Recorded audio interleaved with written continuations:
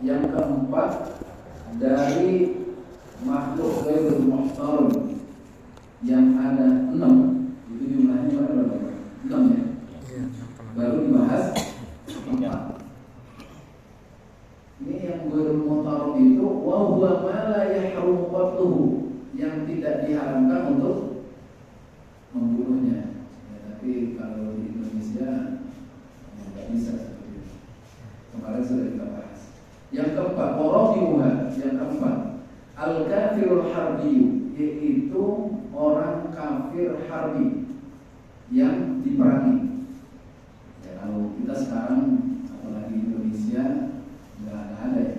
Mungkin kalau kita tinggal di Palestina masih ada. Al-kafirul harbi wa huwa alladzi la sulha lahu.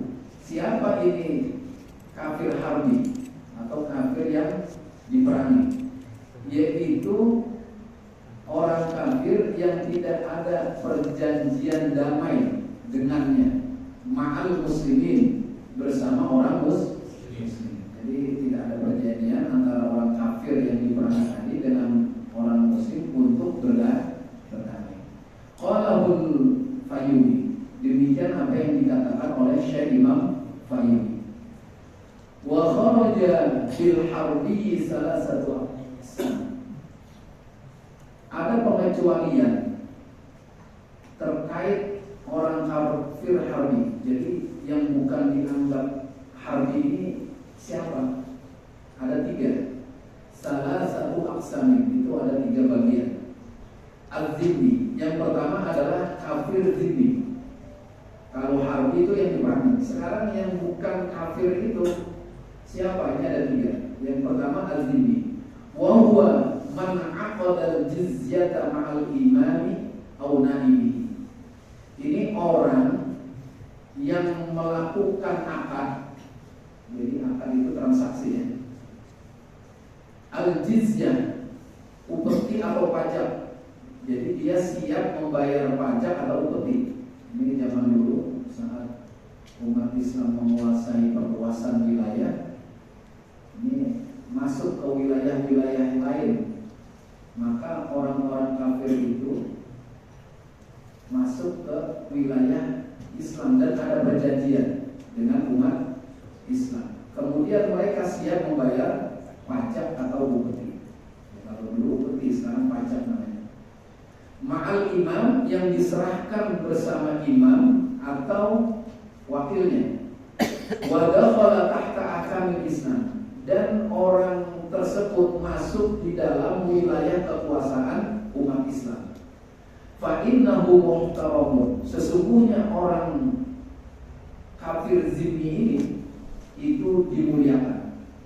Jadi dia punya kewajiban, umat Islam punya kewajiban juga. Jadi dia punya hak dengan kewajiban membayar pajak tadi.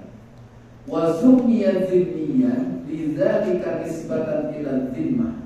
Kenapa dinamakan dengan zimmi, kafir zimmi? Karena sesungguhnya pada demikian itu dinisbatkan kepada al-zimmah, ay al-jizyah. Zimmah itu artinya pajak atau upeti. Jadi penamaan kafir zimmi ini kepada zimmi itu artinya jizyah. Itu pajak atau upeti. Intinya ada perjanjian, kemudian dia siap membayar upeti. Orang itu berada di wilayah kekuasaan umat Islam. Wal mu'ahidu, yang kedua ada al-mu'ahid. Ini kafir al-mu'ahid. Ini hampir sama, cuma ada bedanya. Wa huwa man aqada al-musalahata ma'al imami aw naibihi. Orang kafir mu'ahid ini, ahdun itu kan artinya perjanjian. Mu'ahid artinya orang yang punya perjanjian, kafir yang ada perjanjian dengan umat Islam.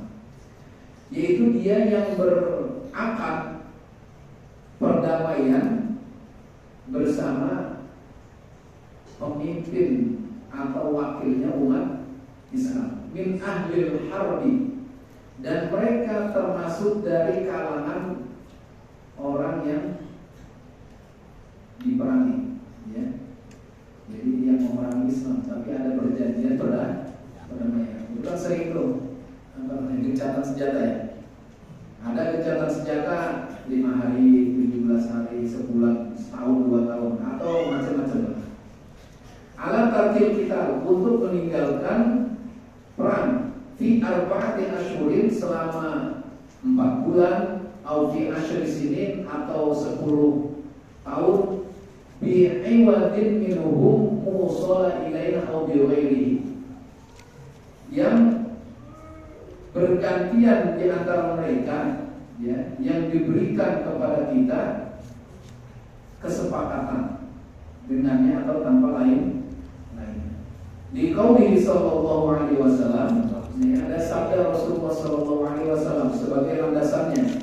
Ala man zalama mu'ahadan, ketahuilah atau ingatlah, barang siapa yang menzolimi orang kafir mu'ahid yang melakukan perjanjian dengan umat Islam, awin taqasuhu, atau mencela orang kafir mu'ahid tersebut, aw kallafahu, atau membebani dia fauqa taqatihi, di luar kemampuan mereka. Ini sudah dizolimi, bisa dicela, caci maki, kemudian dibebani sesuatu yang tidak mereka sanggupi. Au akhadha minhu syai'an bi ghairi tibi nafsin, atau mengambil dari mereka, ya, sesuatu yang mana hal tersebut diambil dengan cara yang tidak baik. Paksa, apalagi dicuri, bertahu, ini dipaksa. Fa'ana hajidu, maka sesungguhnya akulah yang akan menjadi lawan hujahnya bagi mereka. Jadi nanti yang bertanggung jawab Rasul langsung, Pak. Makanya ini bertetangga aja, Bapak. Tetangga itu ada 3 tingkatan, Pak. Ada yang punya 1 hak, ada yang 2 hak, ada yang 3 hak. Kita ambil yang 3. Kalau kita bertetangga sama saudara, misalnya saya sama Ustaz Rosidi, tetanggaan samping rumah, dia saudara saya, agamanya itu punya 3 hak, Pak, bertetangga ini. 1 tetangga, yang kedua saudara Islam, yang ketiga saudara. Nah ini 3 hak. Terus yang kedua punya 2 hak. Saya tetangga tapi enggak saudara. Misalnya mau pengali, taruh contoh sini sama aja orangnya. Ini yang pengali. Ini saya sama dia sama-sama Islam, tapi enggak saudara. Itu punya 2 hak dalam bertetangga. 1 tetangga, yang kedua Islam. Yang ketiga enggak ada di sini. Itu bertetangga sama orang kafir, musyrik. Itu punya 1 hak bertetangga, ya, yaitu karena hanya bertetangga, bukan saudara, bukan Islam. Rasulullah mengingatkan, ini Rasulullah selalu mengingatkan kepada umat Islam saat itu, biljari hatta azunnu annal jaro aywarisau, sampai menyangka kami ini bertetangga itu akan ini malaikat Jibril selalu mengingatkan kepada Nabi. Jadi disampaikan kepada umat Islam. Hatta zonantu, sehingga Rasulullah mengira bahwa orang bertetangga ini karena saking ininya dekatnya akan memberi warisan. Sampai sahabat Abdullah bin Umar saat menyembelih kambing disuruh bagi, Pak, kepada tetangganya yang Yahudi. Karena dia ingat hadis ini, Pak. Rasulullah selalu diingatkan oleh malaikat Jibril untuk menjaga, menghormati tetangga. Man kana yu'minu billahi wal yaumil akhir falyukrim jarahu. Dalam hadis yang lain falyuhsin jarahu, baik Islam, kafir atau saudara. Jadi gitu Pak, ini umat Islam itu tolerannya tinggi Pak.